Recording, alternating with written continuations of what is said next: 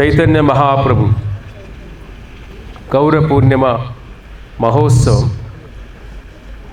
చాలా అద్భుతమైన రోజు. మన ఈ దేవాలయం నిర్మాణ సమయంలోనే చైతన్య మహాప్రభు, కృష్ణ బలరాములు, చైతన్య మహాప్రభు, నిత్యానంద అందరిని ఆశీర్వదించడానికి ఇక్కడికి వచ్చారు. కాబట్టి చైతన్య మహాప్రభు అంటే చాలామంది కూడా తెలియకపోవచ్చు. ద్వాపర యుగంలో, యుగ అంతంలో నారదముని కలియుగంలో జరగబోయే పరిస్థితులు చూసి చాలా బాధపడతారు. గొప్ప మహాభక్తులు భవిష్యత్తులో ఏమేం జరుగుతుందో వాళ్ళు ముందే ఊహించగలుగుతారు. కాబట్టి కలియుగంలో ఏమిటి? కలియుగం అంతా మందబుద్ధి మందభాగ్య. కలియుగంలో అందరూ కూడా ఆధ్యాత్మికంగా చాలా చింతన తక్కువ ఉంటుంది. భౌతికంగా కోరికలు, క్రోధం, లోభం మెండుగా ఉంటుంది. కాబట్టి కామ, క్రోధ, లోభాలు మనం వెలగట్టలేం కామ, క్రోధ, లోభాలన్నీ కూడా. కాబట్టి పాపాలన్నీ కూడా కలియుగంలో ఎక్కువగా ఉంటాయి ముందు యుగాల కంటే కూడా. అవన్నీ తలుచుకొని ఆయన బాధపడిపోతారు. కలియుగంలో మనుషుల పరిస్థితి ఏమిటి? మీరే చూస్తున్నారు, రోజు పేపర్లో చూస్తున్నారు సమాజం ఎలా జరుగుతుందో కూడా. అమ్మ, నాన్న, తల్లి, బిడ్డ, భార్య, భర్త, పిల్లలు, ఈ బంధాలన్నీ కూడా అతి భయంకరంగా తయారైపోతున్నాయి రాను రాను. అంటే కామ కోరికల కోసం మనిషి ఎంత దూరమైనా వెళ్ళిపోతాడు. తన మన భేదాలు ఏమి ఉండవు. ఇవన్నీ కూడా నారదముని ముందే గ్రహిస్తారు, ద్వాపరయుగంలోనే గ్రహిస్తారు. ఆయన మనసంతా కూడా ఒక బాధతో నిండిపోయి ఉంటుంది. ఏం చేయాలని మదన పడిపోతూ దిగులు పడిపోతాడు. ఇది ఒక సాధువు అంటే ఇవాళ ఏం తిన్నాం, రేపేం తింటాం, ఇవాళ ఏం బట్టలు కట్టుకున్నాం, రేపేం బట్టలు కట్టుకుంటాం, ఈ చింతన ఉండదు. సాధు చింతన అంటే ఈ మనుషుల్ని ఏ విధంగా మార్పు తీసుకురావాలి, వాళ్ళలో ఉన్న స్వార్థం, వాళ్ళలో ఉన్న క్రోధ, లోభాలన్నీ కూడా ఎలా తీసివేయాలి. ఈ మనిషి నలిగిపోతున్నాడనే సాధు ఎప్పుడు పరదుఃఖ దుఃఖి, వేరే వాళ్ళ దుఃఖాన్ని తన దుఃఖంగా అనుకుని జీవించే వాళ్ళు సాధువులు. అంటే భక్తి అంటే వేరే వాళ్ళ బాధలను కూడా మన బాధలు అనుకునే భావన రావాలి. నారదముని కలియుగంలో ఉంచే మనుషుల యొక్క పాపాలు చూసాను, హృదయం నిండిపోయి బాధ నిండిపోతుంది. ఏం చేయాలో తెలియకుండా వెళ్ళిపోతుంది. కాబట్టి మీరు భక్తుల ముందుకు వెళ్తున్నామంటే రోజు 4-5 సార్లు పూజలు చేస్తున్నాం, వ్రతాలు చేస్తున్నాం, ఇది కాదు. మనకు ఈ భావన ఎంత ఉంది? వేరే వాళ్ళ దుఃఖాలను కూడా, అయ్యో వీళ్ళు ఎలా మోక్షం ఇవ్వాలి, వీళ్ళందరికీ కూడా ఎలా వీళ్ళ పాపాల నుంచి బయటపడేయాలి, వీళ్ళు ఎలా యమలోకాన్ని తప్పించాలి, ఈ చింతన ఉండాలి సాధువు అంటే. కాబట్టి నారదముని ఆ బాధలో ఉంటాడు. కాబట్టి ఏం చేయాలో తెలియకుండా ద్వారకాకు వెళ్తారు. ద్వారకాకు వెళ్ళి కృష్ణుని దర్శనం కోసం వెళ్తారు. కృష్ణ భగవాన్ నారదముని చూసి, ఏవయ్యా చాలా దిగులుగా ఉన్నావేమిటి అని అడుగుతారు.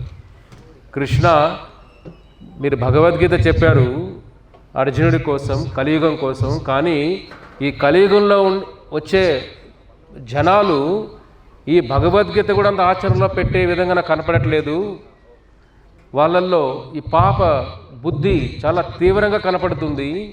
కోరికలు మనిషిని రాక్షసుల్లాగా తయారు చేస్తున్నాయి. ఇవన్నీ నాకు కనపడుతుంది. నా మనసు అంతా చలించిపోయింది స్వామి, ఏం చేయాలి నాకు అర్థం కావట్లేదు అని అంటాడు. వేడుకుంటాడు, నువ్వంటే ద్వాపరయుగంలో వచ్చావు స్వామి, ధర్మ సంస్థాపన చేశావు, కానీ కలియుగంలో ఉన్న ప్రజల కోసం కల్కి ఎప్పుడో వస్తారు. కల్కి అవతారం ఎప్పుడు? కలియుగ అంతంలో వస్తారు ఆయన. కలియుగం ఎంత? 4,20,000 సంవత్సరాలు కలియుగం. 4,27,000 సంవత్సరాలు, 27,000, 4,27,000 సంవత్సరాల్లో 5,000 సంవత్సరాలు మాత్రం అయ్యింది. ఇప్పుడు కలియుగం ఇంకా ఎంత ఉంది? లెక్కలు మీకు బాగా తెలుసు కదా. 4,22,000 సంవత్సరాలు ఉంది కలియుగం. ఇంకా మీరు ఇప్పుడే సంబరపడవద్దు, కలియుగం అయిపోయింది అనుకోవద్దు. ఇప్పుడు ఇంకా మొదలు అవ్వలా. ఈ మొదలు కాకుండా ఎంత భయంకరంగా ఉంది కలియుగం. రాను రాను ఇంకా అతి భయంకరంగా ఉంటుంది. అది స్వామిని వేడుకుంటే అప్పుడు కృష్ణ భగవానుడు, బాధపడద్దు నారద, ద్వాపరయుగం నేను వచ్చాను, భగవద్గీత చెప్పాను కలియుగం వాళ్ళకే, కానీ కలియుగంలో అతి భయంకరంగా ఉండే మనుషులు ఉంటారు. ఈ ద్వాపరయుగంలో ఒక దుర్యోధనుడితోనే సరిపోయింది. కలియుగంలో ఏమిటి? ఇంటింటికి దుర్యోధనుడు ఉంటాడు. అటువంటి వాళ్ళ భావన మార్చాలంటే ఏం చేయాలి అని స్వామి కూడా నేను కూడా ఆలోచిస్తున్నాను అని అంటారు. అప్పుడు నారదముని కోరిక మేరకు స్వామి నువ్వే ఏదైనా చేయాలి కలియుగంలో ప్రజల కోసం. భగవద్గీత చాలామంది ఇంట్లో ఉంటుంది, ఎంతమంది ఆచరణలో పెడతారు చెప్పండి. అసలు భగవద్గీత 5000 సంవత్సరాల ముందు భగవంతుడు చెబితే కూడా ఎంతమంది అవగాహన చేసుకొని ఆచరణలో పెట్టి భగవద్గీత జీవితంగా జీవించే వాళ్ళు ఎంతమంది ఉంటారు? వేల మంది లెక్క పెట్టచ్చు ఆచరణలో పెట్టేవాళ్ళు. కాబట్టి ఎంత కష్టమో చూడండి, కలియుగం ఎంత భయంకరంగా ఉంటుంది అనుకున్నప్పుడే కృష్ణ భగవానుడు ఒక దర్శనమిస్తారు నారదుడికి. నారద, కలియుగంలో నేను భగవంతుడిలాగా రానయ్యా, కలియుగంలో ఒక భక్తుడులాగా వస్తానయ్యా. ఈ భగవద్గీత ఏ విధంగా ఆచరణలో పెట్టాలో ఈ ప్రజలకి నేర్పించడానికి, భక్తిని నేర్పించడానికి. భక్తి అంటే ఏమిటి? వ్యాపారం కాదు, స్వార్థం ఉండకూడదు, కోరికలు ఉండకూడదు, నిస్వార్థంగా ఉండాలి, అన్కండిషనల్, ఏది కండిషన్ పెట్టి చేయకూడదు. అటువంటి చింతన తీసుకురావడానికి నేనే ఒక భక్తుల్లాగా వస్తానయ్యా. భక్తుల్లాగా వచ్చి ఈ జ్ఞానాన్ని అందరికీ ప్రచారం చేస్తాను. ఇప్పుడు నేను నీలమేఘ శ్యామ రంగులో ఉన్నాను ద్వాపరయుగంలో, అదే కలియుగంలో సువర్ణ బంగారు రంగులో వస్తానయ్యా అని అంటాడు. ఆ రూపాన్ని నారదమునికి ఆయన చూపిస్తారు. అదే బంగారు రంగులో భగవంతుడు వస్తాడు. ఎందుకంటే భక్తిలో పరమశ్రేష్టమైన భక్తురాలు ఎవరు? రాధారాణి, రుక్మిణి, గోపికలంతా కూడా అతి శ్రేష్టమైన భక్తురాలంటే రాధారాణి. ఆవిడ రంగు బంగారు రంగు. కాబట్టి భగవంతుడు కూడా అంటారు, నా భక్తులు ఏ విధంగా అయితే నన్ను ఆరాధన చేస్తారో, రాధారాణి ఎంత భావంతో నన్ను ఆరాధన చేస్తుందో ఆవిడ శరీర రంగునే తీసుకొని వస్తానయ్యా. శరీరం రాధారాణి శరీరం, అర్థమవుతుందా? భావం. నేను కూడా ఆ భక్తిని ఆస్వాదించడానికి వస్తాను. ఈ కలియుగంలో ప్రచారాన్ని చేయాలంటే ముందు ఆస్వాదించాలి కదా. మనం ఒకరికి ప్రచారం చేయాలంటే ముందు మనం దాన్ని ఆస్వాదించాలా వద్దా? మనకే ఆస్వాదించకుండా ప్రచారం ఎలా చేస్తాను చెప్పండి. కాబట్టి భగవంతుడు ఏమంటాడు, ప్రచారం చేయడానికి వచ్చినప్పుడు నా భక్తిని నేనే రాధారాణిలాగా ఆస్వాదన చేయాలి. కాబట్టి నా రంగు కూడా రాధారాణి రంగు తీసుకొని వస్తానయ్యా. అందుకే ఆయన పేరు గౌరాంగ. గౌర అంటే బంగారు, అంగ అంటే శరీర భాగాలు అని స్వామి చెప్తారు. ఆ సంభాషణ అద్భుతంగా ఉంటుంది. సంభాషణ చూడండి, ఏ విధంగా మనకు భగవంతుడు ఈ విధ అద్భుతమైన వర్ణన చేస్తారు చూడండి. ఇది మనం వర్ణించలేం. అంటే కృష్ణ భగవానులు వ్యాసదేవులు కూడా చెప్తారు ఈ మాట. వ్యాసదేవులు కూడా చెప్తారు, ఏమంటారో చూడండి. అహం ఏవ క్వచిద్ బ్రహ్మణః సన్యాస ఆశ్రమం ఆశ్రితః హరిభక్తిం గ్రాహయామి కలో పాప హతానరాన్. అంటే కృష్ణ భగవాన్ అంటున్నారు ఇక్కడ వ్యాసదేవులతో కూడా. ఏమంటున్నారు చూడండి, అహం ఏవ నేనే స్వయంగా వస్తున్నా. ఏ విధంగా? బ్రాహ్మణః ఒక బ్రాహ్మణులాగా వస్తున్నానయ్యా. ఎలా వచ్చి ఏం చేస్తాను? సన్యాస ఆశ్రమ ఆశ్రితః వచ్చి నేను సన్యాసం తీసుకుంటాను. ఆశ్రిత సన్యాసం తీసుకొని చూడండి, ఏ అవతారంలో కూడా భగవత్ సన్యాసం తీసుకోలేదు. అన్ని అవతార నరసింహస్వామి, వరాహ, కూర్మ, మత్స్య, శ్రీరామచంద్ర ఆల్ అవతారాలన్నీ కూడా స్వామి లీలలు చేశారు. భగవంతుడు సన్యాసం తీసుకొని ఒక భక్తుల్లాగా వచ్చిన ఒకే ఒక అవతారం, అది కలియుగంలో వచ్చే అవతారం. కలియుగంలో కూడా అన్ని కలియుగాల్లో భగవంతుడు రాడు. బ్రహ్మకి 12 గంటల సమయంలో 1000 కలియుగాలు జరుగుతాయి ఈ లోకంలో. బ్రహ్మకి పగటి కాలంలో సహస్రయుగ పర్యాంతం 1000 కలియుగాలు, 1000 సత్య ద్వాపర త్రేతాయుగాలు జరుగుతాయి ఈ లోకంలో. ఆ 1000 కలియుగాల్లో ఒక్క కలియుగంలో మాత్రమే భగవంతుడు భక్తుల్లాగా వస్తాడు. ఆ కలియుగమే ఈ కలియుగం. కాబట్టి మనం దాన్ని వర్ణించలేంత అదృష్టం వర్ణించలే. 1000 కలియుగాల్లో ఒక్క కలియుగంలో మాత్రమే భగవంతుడు ఒక ఆచారుల్లాగా భక్తుల్లాగా స్వామి అంటున్నా. ఇక్కడ చూడండి, ఏమొస్తాను? సన్యాస ఆశ్రమ ఆశ్రిత హరిభక్తిం. ఎందుకు వస్తున్నా నేను సన్యాసం తీసుకొని? ఆ హరిభక్తిని ప్రచారం చేయడానికి వస్తున్నాను. నా భక్తినే నేను ప్రచారం చేయడానికి వస్తున్నాను. వచ్చి ఏం చేస్తున్నాను? గ్రాహయామి కలో పాపహతాన్. కలో ఈ కలియుగంలో పాపహతాన్, మనుషుల్లో ఉన్న పాపాలు తీసివేయడానికి, నా భక్తిని నేనే ప్రచారం చేయడానికి ఒక సన్యాసిలాగా వస్తానయ్యా అని అంటాడు. చూడండి, ఇది సాక్షాత్ భగవంతుడు వ్యాసదేవులకి చెప్పిన శ్లోకం. ఇది అర్థమవుతుందా? చూడండి, మనం దీన్ని ఎలా వర్ణించగలుగుతాం చెప్పండి. అది చెబుతూ శాస్త్రాల్లో మళ్ళీ అంటారు. భాగవతంలో ఒక శ్లోకం వస్తుంది, ఇది కూడా. కృష్ణవర్ణం అత్వశా కృష్ణం సాంగో అంగ అస్త్ర పార్షద యజ్ఞ సంకీర్తన ప్రాయే యజంతి సుమేధసః. అంటే కృష్ణవర్ణం అత్వశా కృష్ణం, కృష్ణుడే. ఆయన వర్ణం ఏమిటి? శ్యామం కాదు. కృష్ణుడే రంగు మాత్రం శ్యామ రంగు కాదు, బ్లూ కలర్ కాదు. కృష్ణవర్ణం ఆత్వశా కృష్ణం, కృష్ణుడే బ్లూ కలర్ కాకుండా వేరే రంగులో వస్తాయి. ఏ రంగది? గౌర, బంగారు రంగులో వస్తారు అని చెబుతూ దాన్ని ఏం చెప్తాను ఇంకా చూడండి. యజంతహి సుమేధసః. శాస్త్రాలు చెప్తున్నాయి ఇక్కడ. యజ్ఞ సంకీర్తన ప్రాయ. ఎందుకు వస్తున్నారు ఆయన? భగవంతుడే, రంగు మాత్రం వేరే, కానీ ఆ కృష్ణుడే వేరే రంగులో వస్తున్నాడు. ఎలాగ డ్రామా చేసే వాళ్ళు ఒకసారి వేరే రంగులో వస్తుంటారు కదా, అలా అంత మాత్రాన వాళ్ళు వేరే వాళ్ళు కాదు కదా, భావం ఒకటే కదా. వాళ్ళు ఏ క్యారెక్టర్ వేసినా, ఇప్పుడు మీరే ఒక హీరోలో సినిమా యాక్ట్ చేస్తున్నారు అనుకోండి, ఒక క్యారెక్టర్ వేసేటప్పుడు ఎలా అనిపిస్తుంది మీకు? లోపల మీరే కదా, క్యారెక్టర్ వేరే ఉండొచ్చు. కృష్ణుడే, కానీ ఇక్కడ క్యారెక్టర్ ఒక భక్తుల్లాగా, రంగు కూడా మార్చేస్తాడు స్వామి. ఏమంటున్నారు ఇక్కడ? యజ్ఞ సంకీర్తన ప్రాయేర్. ఎందుకు వస్తున్నారు ఆయన? ఈ సంకీర్తన యజ్ఞం అంటే హరినామ సంకీర్తన ప్రచారం చేయడానికి వస్తున్నారు ఆయన. సుమేధసః. మేధస్సు అంటే ఏమిటి? తెలివితేటలు. సుమేధసః, బాగా తెలివైన వాళ్ళు దీన్ని తెలుసుకుంటారు. కాబట్టి భగవంతుడిని మనం తెలుసుకోవాలంత ఈజీ కాదు, చీప్ కాదు. ఇంట్లో ఉన్న భార్యాభర్తలు ఒకరు అర్థం చేసుకోలేకపోతున్నారు, భగవంతుని ఏం అర్థం చేసుకుంటాం మనం? ఆయన అర్థం చేసుకోవాలంటే మేధస్సు. సుమేధసః అంటే సద్బుద్ధి ఉండాలి. సద్బుద్ధి ఎలా వస్తుంది? సత్సంగాలతో సద్బుద్ధి వస్తుంది, సాధువులతో ఉంటే సద్బుద్ధి వస్తుంది. లేదంటే దుర్బుద్ధి, ఎప్పుడు మనలో దుర్బుద్ధి ఎక్కువ ఉంటుంది, అప్పుడప్పుడు సద్బుద్ధి వస్తూ ఉంటుంది. సాధువులతో ఉంటే ఆ దుర్బుద్ధి అంతా పోయి సద్బుద్ధి వస్తుంది. అదే అంటున్నారు ఇక్కడ. కాబట్టి కలియుగంలో ఆయన బంగారు రంగులో వస్తారు. విష్ణు సహస్రనామంలో ఒక శ్లోకం వస్తుంది, ఇదంతా మీరు వినుంటారు కూడా. సువర్ణ వర్ణ హేమాంగో వరంగ చందన అంగదీ సన్యాస కృషమా శాంతో నిష్ఠశాంతి పరాయణ. అంటే ఏమిటి? ఇది భీష్మదేవులు చెప్తున్నారు ఇక్కడ. విష్ణు సహస్రనామం శ్లోకం తెలుసు అందరికీ, వినుంటారు ఒకసారినా కదా. సువర్ణ వర్ణ హేమాంగో, విన్నారా? సువర్ణ వర్ణం అంటే బంగారు రంగులో. కృష్ణ, నువ్వు బంగారు రంగులో వస్తావు కృష్ణ. సువర్ణ వర్ణ హేమాంగ, నీ శరీరం అంతా సువర్ణం, బంగారు రంగులో.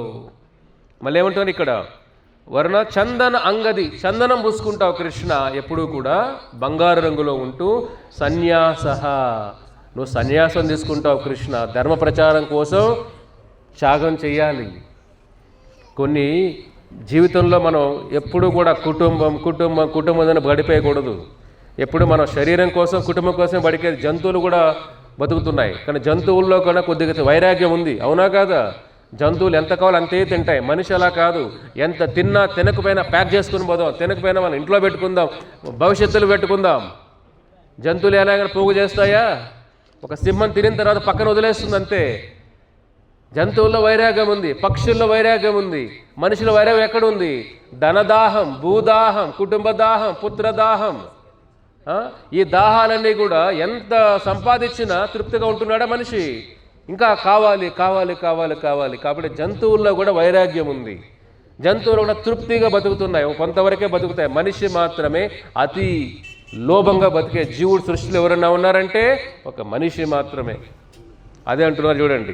అటువంటి మనిషిని మార్చాలంటే భగవంతుడే ఈ లోకానికి వచ్చారు, అది ఈ కలియుగంలో. కాబట్టి మనం మన బుద్ధిని మార్చడానికి ఆయన సన్యాసం తీసుకున్నారు. సన్యాసం కుటుంబ పోషణ కోసం సాధువులు అవ్వకూడదు. అది భవిష్య పురాణం చెబుతుంది. కలియుగంలో చాలామంది సాధువులు అయిపోతారు కుటుంబ పోషణ కోసం. ఏంటికయ్యే మళ్ళీ కాలేజీకి వెళ్ళాలి, చదువుకోవాలి, డిగ్రీలు సంపాదించి ఉద్యోగాలు రావట్లేదు, మనం ఒక సాధువు అయిపోయి చెట్టు కింద కూర్చున్నాడు వచ్చి మనకే అన్నీ అర్పించేస్తారు. చాలామంది దొంగ బాబాలు వారు చూస్తున్నారు కదా మీరు సమాజంలో కూడా, దొంగ బాబాలు, దొంగ స్వామీజీలు. కలియుగం ఎందుకంటే మనలో జ్ఞానం లేనప్పుడు ఎవడే మోసం చేస్తారు కదా. ఇప్పుడు మీకు బంగారు తెలియదు అనుకోండి, ఒక బంగారు షాప్ని నమ్మి వెళ్తారు అనుకోండి, మీరు బంగారు తెలియదు అనుకోండి, ఏమవుతుంది? వాడు 1 గ్రామ్ గోల్డ్ కూడా మీ బంగారాన్ని అమ్మేస్తాడు. మీరు మెరుపులు చూసి బంగారం అనుకుని వెళ్ళిపోతే ఎలాగా? మెరుపులు చూసి బంగారం చెప్పేస్తారా? కాదు కదా, టెస్ట్ చేయాలి కదా. అదే ఎవరైనా సాధువులన్నా స్వామీజీలన్నా టెస్ట్ చేయాలి మీరు వాళ్ళని. కలియుగంలో ఎక్కువ మోసం చేసే గుణం ఎక్కువ కలియుగంలో ముందు యుగాల కంటే. ఎందుకంటే మళ్ళీ ఆధ్యాత్మిక జ్ఞానం ఎక్కువ లేదు కాబట్టి. అదే మీరు అందరిలో బంగారు జ్ఞానం ఉందనుకోండి, ఏమైనా మోసం చేస్తారా మిమ్మల్ని? చీరలు మిమ్మల్ని మోసం చేయలేరు. ఎందుకని? మీకు జ్ఞానం ఉంది. ఏది నిజమైన పట్టు కాదు, అవునా కదా? ఇప్పుడు ఏదైతే మీరు ఏ ఫీల్డ్లో ఉంటారో ఆ ఫీల్డ్లో మీకు కొద్ది జ్ఞానం ఉంటుంది కాబట్టి మిమ్మల్ని దానిలో మోసం చేయలేరు. అదే ఆధ్యాత్మిక జీవితంలో ఆ జ్ఞానం మనకు తక్కువ ఉంది కాబట్టి ఎవరేం చెప్పినా నమ్మేస్తాం, ఫాలో చేసేస్తాం. ఎవరో ఒక జ్యోతిష్యుడు చెప్పాడు బెంగళూరులో ఒక ఆవిడికి, నీకు ఆయుష్ తక్కువగా ఉంది, తొందరగా చనిపోతావు. ఆవిడ పాపం నమ్మి ఆ భయంతో తొందరగా ఎలాగ చనిపోతుంది, ఇప్పుడే చనిపోయింది ఆవిడ ఆత్మహత్య చేసుకొని. ఇది కదా బలహీన లక్షణాలంటే. ఎవరో చెప్పింది విని అప్పుడైనా అయ్యో మన ఆయుష్ తక్కువ ఉంది కదా, మన ఆధ్యాత్మికంగా బాగుండాలనే భావన రావాలి, కానీ ఆ భయంతో చనిపోవడం ఏమిటి? ఇలాంటి కలియుగంలో ఆవిడ సాఫ్ట్వేర్ ఇంజనీర్. మళ్ళీ అర్థమవుతుందా? ఆధ్యాత్మిక జ్ఞానం లేకపోతే చదువు రావడం మిమ్మల్ని మోసం చేసేస్తాడు. అది కలియుగంలో జరిగేది. అందుకే భగవంతుడే ఒక భక్తుల్లాగా వచ్చి నిజమైన గీతా సారాన్ని ప్రచారానికి వచ్చారు ఆయన. అదే ఇక్కడ చెప్పేది స్వామి చెప్తున్నారు ఇక్కడ. కాబట్టి విష్ణు సహస్రంలో అదే చెప్తారు. ఇంకోటి చూడండి ఇక్కడ ఏమంటున్నారు, సత్యధైత్య కులాదాహి నశ సమయే సింహో ఊర్ధ్వ మర్చకృతి త్రేతాయం దాశ కందరం పరిభావన్ రమేతి నమకృత గోపాలన్ పరిపాలయన్ వ్రజపురే భరం హరన్ ద్వాపరే గౌరాంగ ప్రియ కీర్తన కలియుగే చైతన్య నామ ప్రభు. అందరూ చెప్పండి, ఇది నరసింహ పురాణం నుంచి వచ్చిన శ్లోకం. ఇది చెప్పండి అందరూ కూడా. గోపాలాన్ పరిపాలయన్ వ్రజపురే భారం హరన్ ద్వాపరే గౌరాంగ ప్రియ కీర్తన కలియుగే చైతన్య నామ ప్రభు. అర్థమవుతుందా? ఇక్కడ ఏమిటి? కలియుగంలో గోపాల పరిపాల్ వ్రజపురే, ఆ వృందావనంలో గోపాలుడు, ఆ గోపాలుడే ఈ కలియుగంలో భారం హరం ద్వాపరే, ద్వాపరయుగంలో ధర్మ సంస్థాపకుడు వచ్చిన ఆ కృష్ణ భగవానులే ఏమవుతుంది? గౌరాంగ ప్రియ కీర్తన, బంగారు రంగులో వస్తూ ప్రియ కీర్తన, ఆయన నామాన్ని కీర్తన రూపేణ ఈ లోకాన్ని ఇవ్వడానికి వస్తున్నారు. ఎక్కడ? కలియుగంలో. ఆయన పేరేమిటి? చైతన్య నామ మహాప్రభు. కాబట్టి మనం ఒకరు భగవంతుడు అవతారం అంటే గుడ్డిగా మనం నమ్మేయకూడదు. శాస్త్రాల్లో చెప్పాలి. శాస్త్రాలు లేకుండా ఎవరిని భగవంతుని చేయకూడదు. కలియుగంలో ఏమిటి? శాస్త్రం లేకపోయినా మహిమను చూసి వాళ్ళు భగవాను చేసేస్తాం మనం. అలా కాదు. ఇది నరసింహ పురాణం చెబుతుంది. ఏ నరసింహస్వామి సత్యయుగంలో వచ్చాడో హిరణ్యకశిపుని చంపడానికి, ఆ మహావిష్ణువే రామచంద్రులాగా వచ్చారో త్రేతాయుగంలో రావణుడు చంపడానికి, ఈ ధర్మ సంస్థాపనకు వచ్చిన శ్రీకృష్ణ భగవానుడు ద్వాపరయుగంలో వచ్చారే, అదే కృష్ణ భగవానులు కలియుగంలో గౌరాంగ బంగారు రంగులో వస్తున్నారు. ఎందుకు? హరికీర్తన. మనుషులు చంపడం కోసం కాదు, మనుషులో ఉన్న అజ్ఞానాన్ని చంపడానికి వస్తున్నారు. ఏ విధంగా చంపుతున్నారు అజ్ఞానాన్ని? హరికీర్తన. ఆయన నామంతోనే, ఆయన కీర్తనలతోనే మనిషిలో ఉన్న పాప బుద్ధిని తీసివేస్తున్నారు. ఆయన పేరే చైతన్య మహాప్రభు. ఇది నరసింహ పురాణం చెప్పేది. కాబట్టి మన ఇస్కాన్ వాళ్ళు ప్రచారం చేసేది కాదు. ఇస్కాన్ వాళ్ళు కొత్తగా అవతారం తీసుకురాలేదు. ఆ శాస్త్రంలో వెతికి ఆ భగవంతుడు ఏ విధంగా వస్తున్నారో అవన్నీ అవగాహన అధ్యయనం చేసి ఈ లోకానికి ప్రచారం చేస్తున్నాం. అదే ఇక్కడ నరసింహ పురాణం చెబుతుంది. ఇక్కడ చూడండి. కాబట్టి అంతెందుకు కృష్ణ భగవానుడు ఒక మాట అంటారు, అద్భుతమైన మాట ఇది. ఇది కూడా బ్రహ్మాండ పురాణంలో వస్తుంది. ఇది చూడండి, బ్రహ్మాండ పురాణం దాని చెప్తున్నా చూడండి. కలే ప్రథమ సంధ్యాయం గౌరాంగ ఉత్తమం మహీతలే భగీరథి తతే భూమి భవిష్యామి సచీసుతః. భవిష్యామి సచీసుతః బ్రహ్మాండ పురాణం చెప్తున్నారు. కృష్ణ భగవాన్ స్వయంగా చెప్తున్నారు. ఇక్కడ కృష్ణుడు ఏమంటున్నాడు? ఇక్కడ కలే ప్రథమ పాదే, కలియుగంలో 4 పాదాలు. ఈ 4,20,000 సంవత్సరాలు 4 భాగాలు వేసుకోవాలి. ప్రథమ పాదం అంటే ఏమిటి? 1,00,000 ఎన్ని సంవత్సరాలు? 4,20,000 సంవత్సరాలు 4 భాగాలు వేయండి, ఎంత వస్తుంది?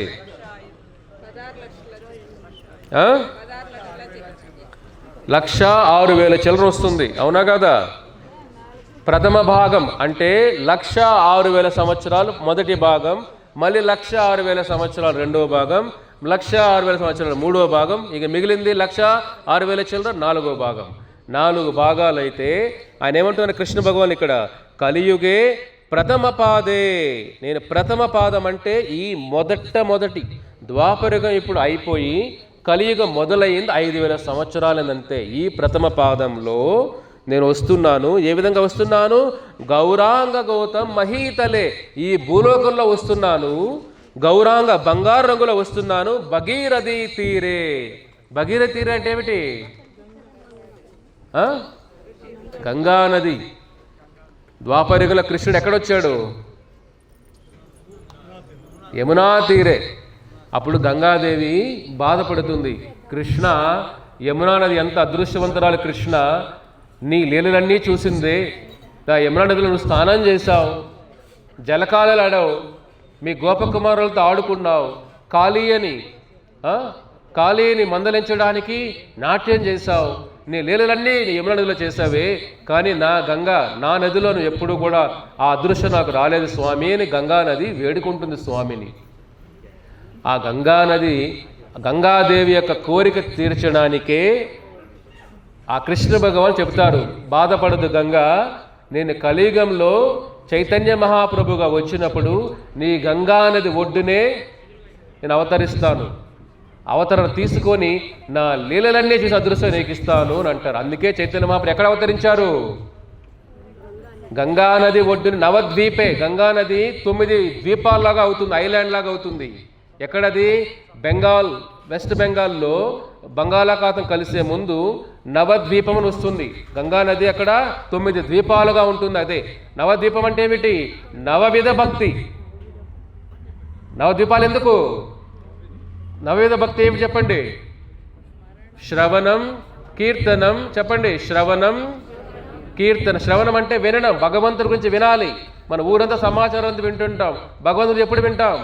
దానికోసం టైం కేటాయించాలి ప్రతిరోజు. శ్రవణం, ఆయన గురి హరిశ్రవణం, భగవంతుడి గురించి వినాలి, భగవద్గీత భాగవతం వినాలి. నెక్స్ట్ ఏమిటి? కీర్తనం, ఆయన నామ జపం చేయాలి. అందుకే ప్రతి ఒక్కరింట్లో మాల ఉండాలా ప్రతిరోజు నామ జపం కోసం. కీర్తనం, స్మరణం, ఈ 2 బాగా చేస్తే స్మరణం అంటే భగవంతుణ్ణి ఆయన మన గుర్తుకు వస్తాడు. అవునా కాదా? స్మరణం. తర్వాత వందనం, స్వామికి ఏం చేస్తాం? వందనం అర్పిస్తాం. తర్వాత ఏమిటి?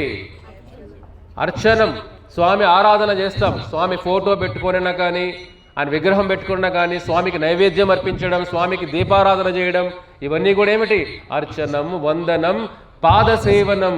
ఆయనకి పాదసేవనం చేయడం అంటే ఏమిటి? మందిరంకి వచ్చి మందిరం క్లీన్ చేయడం కూడా.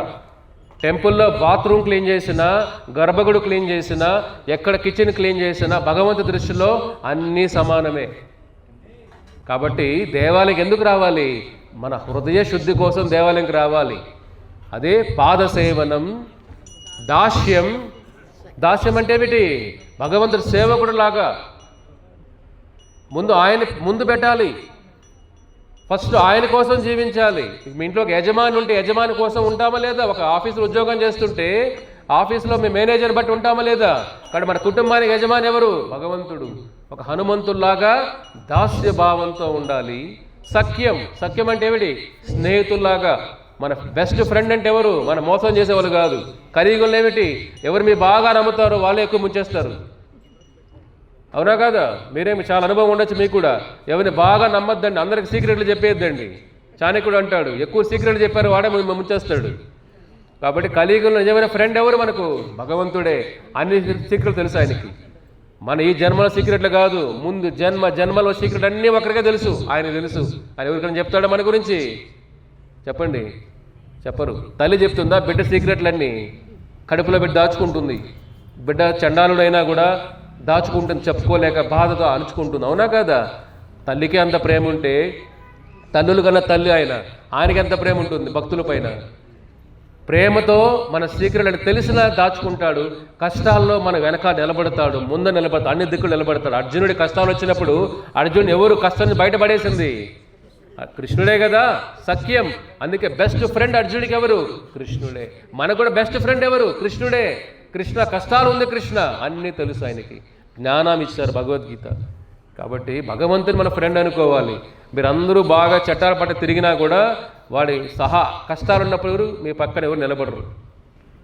మీ దగ్గర అన్నీ బాగుంటే మీరు తిరుగుతారు. మీరు అప్పులు పాలేరు అనుకోండి, మీరు కాదనుకోండి, సారీ వేరేవారు అయ్యారనుకోండి, ఉంటారా స్నేహితులు? వాళ్ళకి అప్పుల్లో బాగున్నవాడు కాల్ చేయమని చెప్పండి, ఫోన్ చేయమని చెప్పండి, ఎవరైనా ఫోన్ చేస్తారా? ఏదైనా అడుగుతారా బాబు అని ఫోన్ కూడా తీరు. ఇది కలియుగ ప్రభావం ఇది. కానీ భగవంతుడు ఎటువంటి స్థితిలో అయినా మనం ప్రేమించే వ్యక్తి భగవంతుడే. కాబట్టి సఖ్యం, ఆత్మ నివేదనం. మనం మొత్తం బలి చక్రవర్తి ఏం చేశారు? ఆయన మొత్తం సమస్తం అర్పించుకునేశారు, ఆయన ఆత్మ నివేదనం.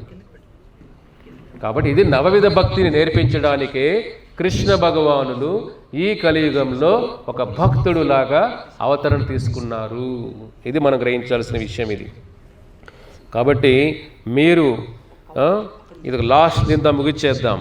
ఇది కూడా శాస్త్రంలో చెప్పిన శ్లోకం ఇది. చిరా అదత్తం నిజగుప్త విత్తం స్వప్రేమ నామామృతం అతి ఉదారః ఆ పరమం యో వితరత గౌరః కృష్ణో జనేభ్యః తం అహం ప్రపద్యే. ఇది అద్భుతమైన శ్లోకం ఇది. స్వప్రేమ కథామృతం. ఆయన ప్రేమని, కృష్ణ ప్రేమని, భగవంతుడి ప్రేమని పంచడానికి కృష్ణే, ఆ కృష్ణ భగవానులే ఎలా వస్తున్నారు? అహం ప్రపద్యే జనేభ్యః. ఎందుకు వస్తున్నారు? అతి ఉదారః. అతి ఉదార అంటే ఏమిటి? మనుషులు ఎన్ని దుర్గుణాలు ఉన్నా కానీ వైకుంఠం వెళ్ళి అవకాశం ఇస్తున్నారు ఆయన. అంటే ఒక ఉద్యోగం రావాలంటే కొన్ని క్వాలిఫికేషన్ ఉండాలి కదా, కొంత చదువు ఉండాలి కదా. ఇంజనీరింగ్ అయినా, మెడిసిన్ అయినా, బీకామ్, బీఎస్సీ ఏదో డిగ్రీ ఉంటే కొన్ని ఉద్యోగాలు వస్తాయి. మన మోక్షం పొందాలంటే కొన్ని అర్హతలు ఉండాలా కావాలా వద్దా? మన వైకుంఠాలు అడుగు పెట్టాలంటే కొన్ని క్వాలిఫికేషన్స్ ఉండాలి, మనకు అర్హతలు ఉండాలి. కానీ ఏమంటున్నాడు ఇక్కడ స్వామి?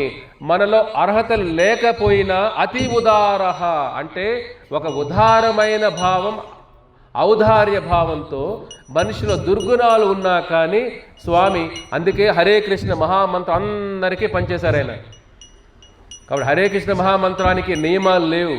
మీ కులం అవసరం లేదు, మీ చదువు అవసరం లేదు, మీ గోత్రం అవసరం లేదు, మీ ఫైనాన్షియల్గా అంటే మీ ధన సంపద అవసరం లేదు, మీరు ఏళ్ళలో ఏ వీధిలో ఉన్నారో అవసరం లేదు, ఎక్కడ ఉన్నారో అవసరం లేదు. ఎలా ఉన్నా కానీ భగవంతుడి నామానికి ఎటువంటి స్థితిలోనైనా మీరు ఉన్నా మోక్షాన్ని ప్రసాదిస్తుంది. అందుకే అతి ఉదారః ఆయన నామాన్ని ప్రచారం చేయడానికి ఈ లోకానికి వస్తారు. కాబట్టి కలియుగ ధర్మం ఏమిటి? యుగ ధర్మం, కలియుగ ధర్మం ఏమిటి చెప్పండి? హరినామ సంకీర్తనం. కలియుగంలో మీరు విగ్రహారాధనం, యజ్ఞాలు, ధ్యానం ఇవన్నీ చేయలేము. సత్యయుగంలో ధ్యానం. ఇప్పుడు మీరు ధ్యానం చేయండి ఒక అరగంట, అడుగులోపులు వచ్చేస్తాయి కాసేపు, అవునా కాదా? గంట ధ్యానం చేస్తే నిద్రపోయి ఉంటాం అప్పుడే. ఎక్కడ ధ్యానం చేయగలరు? ధ్యానం అని అడవుల్లో చేయాలి, ఊళ్ళలో ధ్యానం చేయడం కాదు. తపస్సు ఎక్కడ చేయాలి? తపస్సు వనాల్లో చేయాలి, ఇక్కడ కాదు. కాబట్టి కలియుగంలో మనం అంత సిద్ధి మనకు లేదు. ధ్యానం చేయలేం, యజ్ఞాలు చేయలేం. యజ్ఞం చేయగలుగుతామా? ఒక చిన్న హోమం చేయగలిగి ఎంత డబ్బులు అవుతా చెప్పండి? చిన్న హోమం చేయాలంటే ఎంత ఖర్చు? కాబట్టి హోమాలు కూడా కలియుగంలో చేయలేం, విగ్రహ ఆరాధన కూడా చేయలేం. కలియుగంలో ఈజీ ఏమిటి? ఆయన నామ సంకీర్తన. నాలుగున్న ప్రతి మనిషి నామం జపం చేయొచ్చు కదా. చెప్పండి ఒకసారి, హరే కృష్ణ హరే కృష్ణ. చేతులు ఎత్తండి అంతా. ఇది శరణాగతి భావం. ఇది హరే కృష్ణ హరే కృష్ణ కృష్ణ కృష్ణ హరే హరే. మైక్ వద్దు, అందరూ మామూలు చెప్పండి. హరే రామ హరే రామ రామ రామ హరే హరే. మళ్ళీ హరే కృష్ణ కృష్ణ కృష్ణ హరే హరే, హరే రామ రామ రామ హరే హరే. Last time Hare Krishna Krishna Krishna Hare Hare, Hare Rama Rama Rama Hare Hare. ఇది కలియుగ ధర్మం. ఆయన నామం అన్ని మంత్రాలు, శక్తులు, పురాణ ఇతిహాసాల సారమే హరే కృష్ణ మహామంత్రం. మీకు చాలాసార్లు వినుంటారు కూడా, చాలామంది భక్తులు రెగ్యులర్గా వచ్చేవాళ్ళు కూడా నారదముని బ్రహ్మదేవులు అడుగుతారు, కలియుగం సారం ఏమిటి స్వామి అని. కలియుగంలో పాప బుద్ధులు పోవాలన్నా కానీ, దైవ చింతన రావాలన్నా కానీ, మనుషుల సద్గుణాలు రావాలన్నా కానీ ఎలా ఈజీగా వస్తాయి అంటే, సత్యయుగంలో మీరు 1,00,000 సంవత్సరాలు తపస్సు చేస్తే వచ్చే పుణ్యం, త్రేతాయుగంలో 10,000 సంవత్సరాలు మీరు యజ్ఞాలు చేస్తే వచ్చే పుణ్యం, ద్వాపరయుగంలో 1000 సంవత్సరాలు మీరు ఆరాధన చేస్తే వచ్చే పుణ్యం, కలియుగంలో ఒక్క హరే కృష్ణ మహామంత్రం, ఒక్క మాల చేస్తే వచ్చే పుణ్యంతో అవన్నీ కూడా లెక్క పెట్టలేము. అంత మహాపుణ్యం వస్తుంది హరే కృష్ణ మహామంత్రం కలియుగంలో.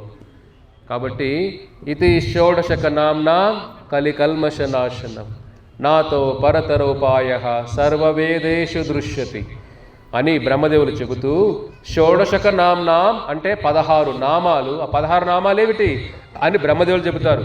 హరే కృష్ణ ఎన్నైనాయి? 4. కృష్ణ కృష్ణ హరే హరే ఎన్నైంది? 8. హరే రామ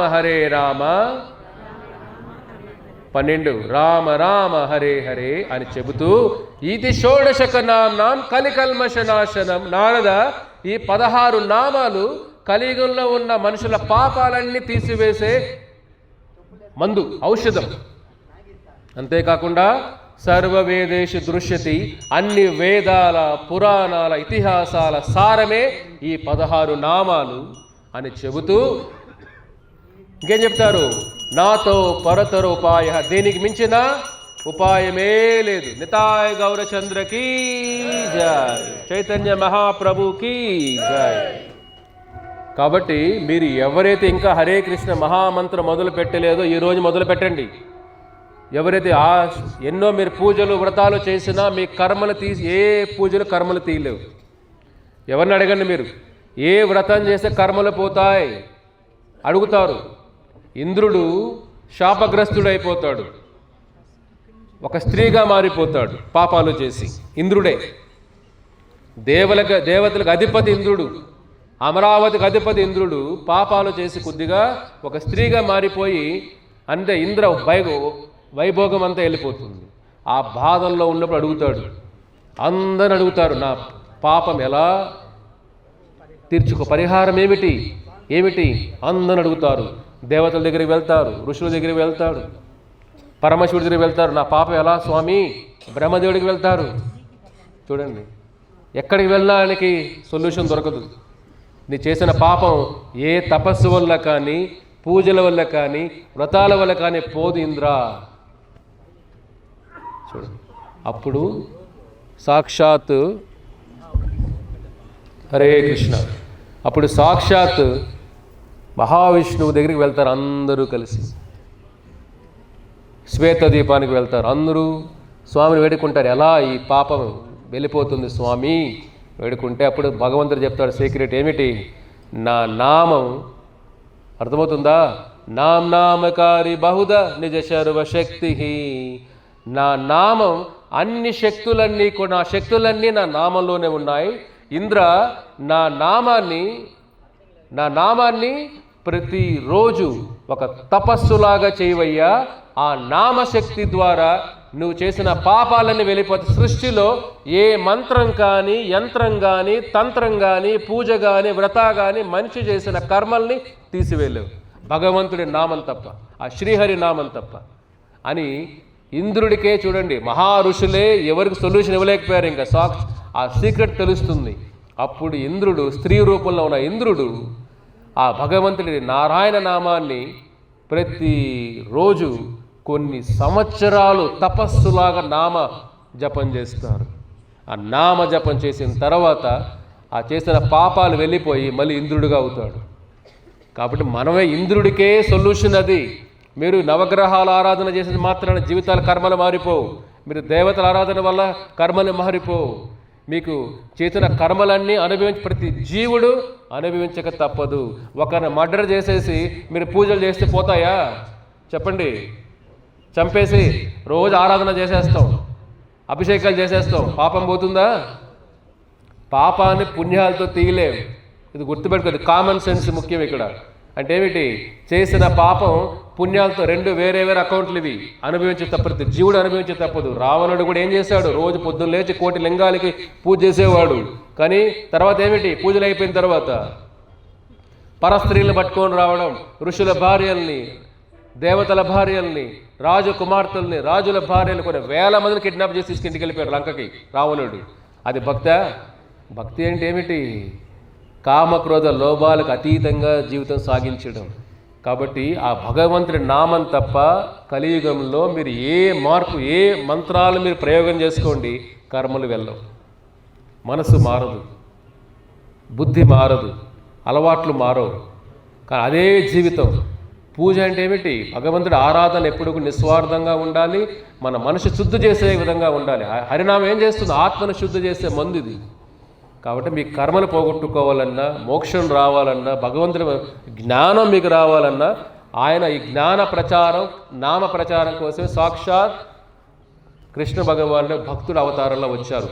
ఆ రైట్ సైడ్ ఉన్నదే చైతన్య మహాప్రభు, కృష్ణ భగవానులే గౌరాంగారుగా వచ్చారు.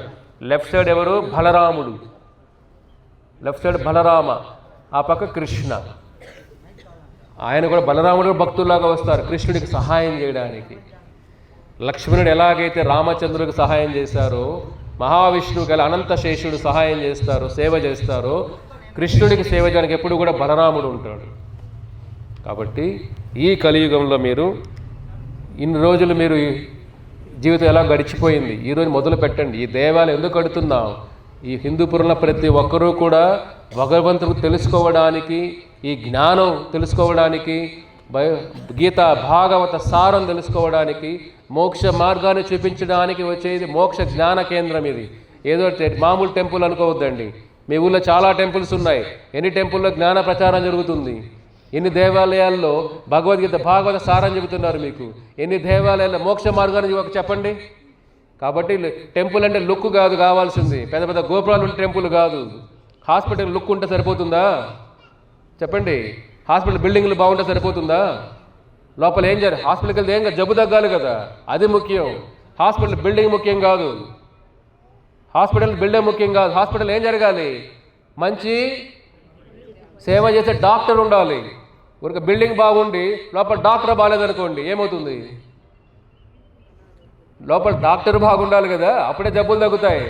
కాబట్టి దేవాలయం అంటే గోపురాలు అది కాదు, ఆ భావం, స్పిరిట్ ముఖ్యం. స్పిరిట్ ఏమిటి? వచ్చిన ప్రతి ఒక్కడు భగవంతుడి జ్ఞానంతో వెళ్ళాలి. ఇక్కడికి వచ్చిన ప్రతి ఒక్కడు భగవద్గీత భాగవత జ్ఞానం తెలుసుకొని ఆచరణ ఎలా పెట్టాలని వెళ్ళాలి. వచ్చిన ప్రతి ఒక్కడు వైకుంఠం వైకుంఠ మార్గం ఇది, ఆ జ్ఞానంతో నడుచుకోవాలి జీవితాన్ని. కాబట్టి మనిషికి ఒక మార్గాన్ని చూపించే ఒక హాస్పిటల్ దేవాలయం. కాబట్టి దేవాలయం అంటే గోపురాలు అది కాదు, ఆ జ్ఞానం జరగాలి. అక్కడ భగవంతుడి గురించి కీర్తనలు జరగాలి, భగవంతుడి యొక్క లీలా స్మరణలు జరగాలి, భగవంతుడి యొక్క జ్ఞానం తెలుసుకొని ఇంటికి వెళ్ళాలి. ఇప్పుడు స్కూల్ కాలేజీకి ఎందుకు వెళ్తాం మనం? బిల్డింగ్లు చూసి పంపిస్తామా స్కూల్ కాలేజీలకి పిల్లల్ని? బిల్డింగ్ చాలా బాగుంది, వెళ్ళరా బాబు, జాయిన్ చేస్తారా మీరు? చెప్పండి. కాదు కదా. అక్కడ నాలెడ్జ్ బాగు చెప్తారు, బాగా జ్ఞానం ఇస్తారు వాళ్ళు. నాలెడ్జ్ బాగుంది కాబట్టి ఎక్కడ బాగా చెప్తారో ఎంక్వైరీ చేస్తారు కదా. కాబట్టి దేవాలయం అంటే ఊరికే మన మ్యూజియం లాగా అయిపోతారు. ఎక్కువ జ్ఞాన ప్రచారం తగ్గిపోయింది. కాబట్టి మీరందరూ కూడా ఈ జ్ఞానాన్ని అర్థం చేసుకున్నారంటే మీరు అన్ని దేవాలయాలకు వెళ్ళి అక్కడ జ్ఞాన ప్రచారం చేయండి. కాబట్టి ఈ దేవాలయ ఉద్దేశం ఏమిటి? ఇక్కడ గీతా ప్రచారం చేసే సైనికులు తయారు చేసేది ఈ జ్ఞానం. ఈ దేవాలయ ముఖ్య ఉద్దేశం ప్రతి హిందువు భగవద్గీతను అర్థం చేసుకుని, అవగాహన చేసుకొని, ప్రచారం చేసుకునే ఒక ట్రైనింగ్ సెంటర్ ఈ టెంపుల్ ఇది. కాబట్టి దాభావంతో చూడండి. ఇక్కడ మీరు రాలేదనుకోండి, నష్టం ఎవరికి? భగవంతుడికి నష్టమా మీరు రాకపోతే? స్టూడెంట్ కాలేజీకి పోలేదనుకోండి, టీచర్కి నష్టమా? చెప్పండి. బాగా చదవలేదనుకోండి, టీచర్కి నష్టమా? భగవంతుడు ఆయనకేమిటి? వస్తే మీరు అదృష్టవంతులు, జ్ఞానం వస్తే మీరు సౌభాగ్యవంతులు, జ్ఞానం వస్తే ఆ మోక్షాన్ని దారి తెలుసుకుంటారు మీరు. కాబట్టి సమయాన్ని వేస్ట్ చేసుకోవద్దండి. వీళ్ళు పక్కింటోళ్ళు వీళ్ళతో మాట్లాడి కలియుగంలో అల్ప ఆయుష్ ఉన్న ఆయుష్ని జాగ్రత్తగా ప్రతిరోజు వాడుకోండి. ప్రతిరోజు భగవంతుడి చిత్రం లేకపోతే ఆ రోజు వేస్ట్ అయిపోయినట్టే మీ పేజీల్లో. సూర్యుడు వస్తూనే ఉదయం వచ్చిందంటే ఏమిటి? చావుకు దగ్గర అవుతున్నామని అర్థం. ప్రతిరోజు గడుస్తుందంటే ఏమిటి? చావుకు దగ్గర అవుతున్నామని అర్థం. కాబట్టి ఇక్కడే పెద్ద మనకేం 1000 ఏళ్ళ ఆయుష్ కాదు, ఇక్కడ 70 ఏళ్ళ ఆయుష్. 70 ఏళ్ళలో కూడా చాలా కష్టం బతకడం. 70 ఏళ్ళు పూర్తిగా ఆరోగ్యంగా బతకడం ఇంకా కష్టం. కాబట్టి ఉన్న ఆయుష్ను జాగ్రత్తగా వాడుకోండి. ప్రతిరోజు భగవద్గీత చదవండి. ఈ దేవాలయం వచ్చిన తర్వాత ఇక్కడ ప్రోగ్రామ్స్ ఉంటాయి, ప్రతిరోజు అటెండ్ అవ్వండి. జ్ఞానాన్ని ప్రచారం తెలుసుకోండి, భాగవతం తెలుసుకోండి, హరే కృష్ణ మంత్రం జపం చేయండి, మీ ఆత్మను శుద్ధి చేసుకోండి. కాబట్టి చైతన్య మహాప్రభు అన్ని యుగాల్లో 1,00,000 సంవత్సరాలు తపస్సు చేస్తే రాని పుణ్యం కూడా హరే కృష్ణ మహామంత్రం ఒక్కసారి చెప్పే పుణ్యం వెలగట్టలేం మనం. అటువంటి అదృష్టం మనకి ఇస్తున్నాడు స్వామి. కాబట్టి మనం జాగ్రత్త వాడుకోవాలా కాదా? కాబట్టి ఇవన్నీ కూడా చెప్పని సీక్రెట్ అన్నీ కూడా ఆయన చెప్తున్నారు, ఈ లోకాన్ని తీసుకొస్తున్నారు. ఇప్పుడు ఆయన నామాలు కొద్దిగా చెప్పి మనం ముగిచ్చేద్దాం. చెప్పండి.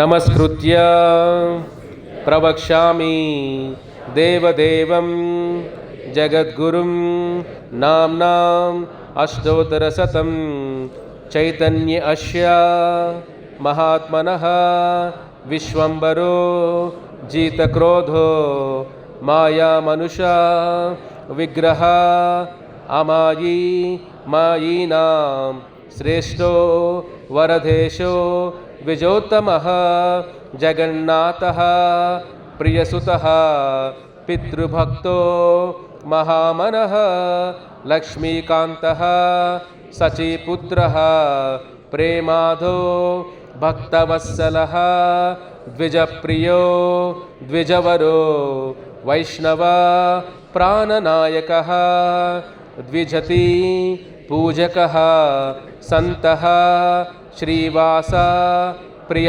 ఈశ్వరః తప్తకాంచన గౌరాంగః సింహగ్రీవో మహాభుజః పీతవాస రక్తపాతః షద్భుజో చతుర్భుజః ద్విభుజః గదాపానిః చక్రపద్మా ధరోమాలః పాంచజన్య దరాసారంగీ వేణుపానిః సురోత్తమః కమలే ఈశ్వరః ప్రీతో గోపా లీలాధరో యువనీల రత్నధరో రూప్యహరి కౌస్తభ భూషణః శ్రీవత్స లాంఛనో బస్వాన్ మణిద్రుక కంజలోచనః తతంకనీల శ్రీరుద్ర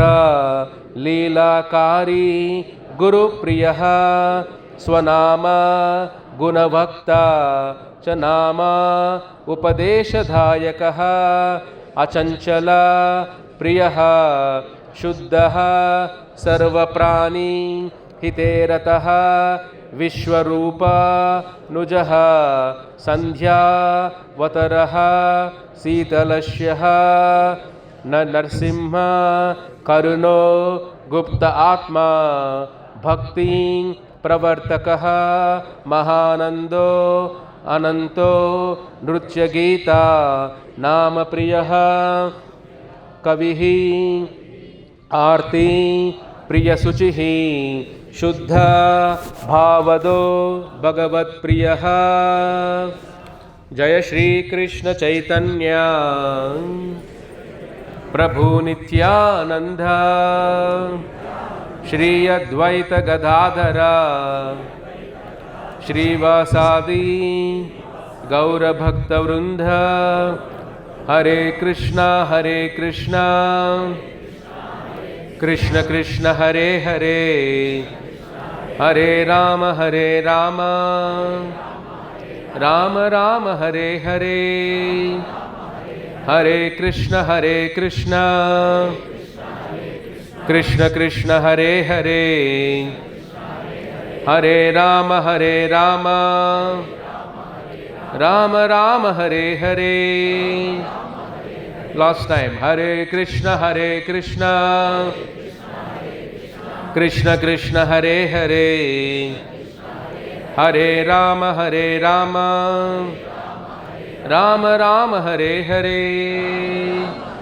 శ్రీ కలియుగ పావన శ్రీ హరే కృష్ణ మహామంత్రం की जय, पतित पावन चैतन्य महाप्रभु की जय. The video is ready. Can we display? Can you play?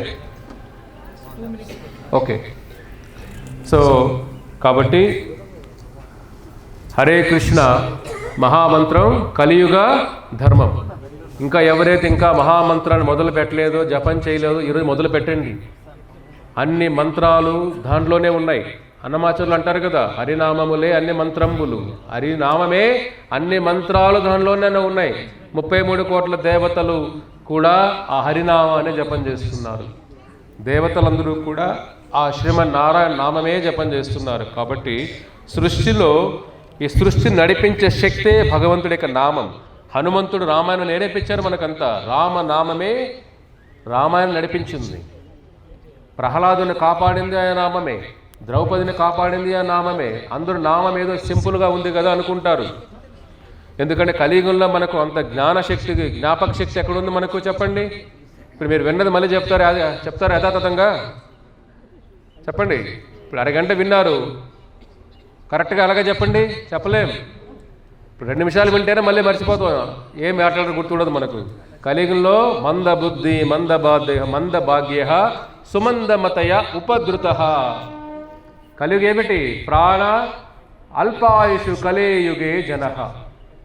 వ్యాసదేవులు అంటారు కలియుగ లక్షణాలు ఏమిటి? అల్పాయుషు కలేయుగే జన మంద బుద్ధి మంద భాగ్య. కలియుగ లక్షణాలు ఏమిటి? మంద బుద్ధి. మన బుద్ధి మందంగా ఉంటుంది. ధనం కోసం యాక్టివ్గా పాదరసంలాగా పనిచేస్తుంది. అదే భాగవతం తెలుసుకోవాలంటే మందంగా పనిచేస్తుంది. భక్తిలో భగవంతుడి గురించి మందంగా అయిపోతాం. అదే సుఖాల కోసం పాదరసంలాగా పనిచేస్తాం.